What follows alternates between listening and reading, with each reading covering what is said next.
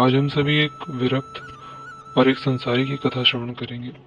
विरक्त का अर्थ है जिसका संसार की किसी व्यक्ति या वस्तु से मोह न हो, उसकी चाह न हो, उसे विरक्त कहेंगे। तो ऐसे ही एक विरक्त महात्मा एक राज्य में रहते और वहां के राजा महात्मा जी का बड़ा सम्मान करते, बड़ा आदर करते और इसी आदर और श्रद्धा के कारण महात्मा जी के लिए एक बड़ा ही सुंदर अपने महल जैसा एक भवन बनवाया। साथ ही अपने ही बागीचे जैसा उनके लिए एक सुंदर बागीचा उद्यान बनवाया और महात्मा जी के लिए भी वो सारी सुविधाएं उपस्थित करा दी, उपलब्ध करा दी जो राजा के पास थी। सारे सेवक और सारी सुख सुविधाएं, वो सब कुछ अपने ही जैसा महात्मा जी के लिए भी उपलब्ध कराया।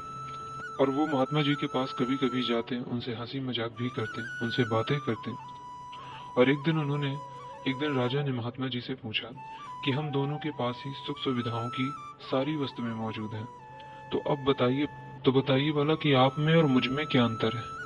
आप तो विरक्त महात्मा हैं और मैं एक राजा।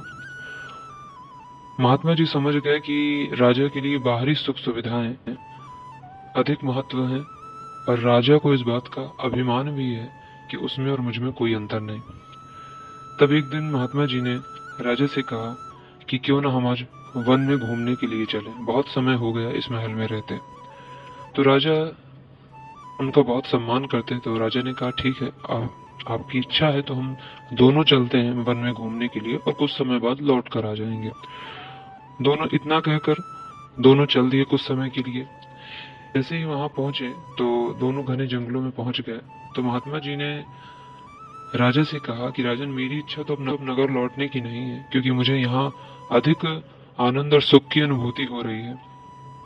लेकिन राजा ने घबराते हुए बोला कि महात्मन, आप तो विरक्त हैं, लेकिन मैं तो राजा हूँ, मेरा साम्राज्य है, मेरी प्रजा है, मेरा परिवार है, मेरे बच्चे हैं।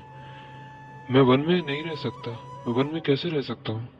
महात्मा जी हंसते हुए बोले कि आप में और मुझ में यही अंतर है कि आप भोगों में आ सकते हैं और जो भोगों में आसक्त है वो वन में रहकर भी संसारी ही रहेगा, और जो भोगों में आसक्त नहीं है वो घर में भी रहकर विरक्त ही रहे। जय जय श्री राधे।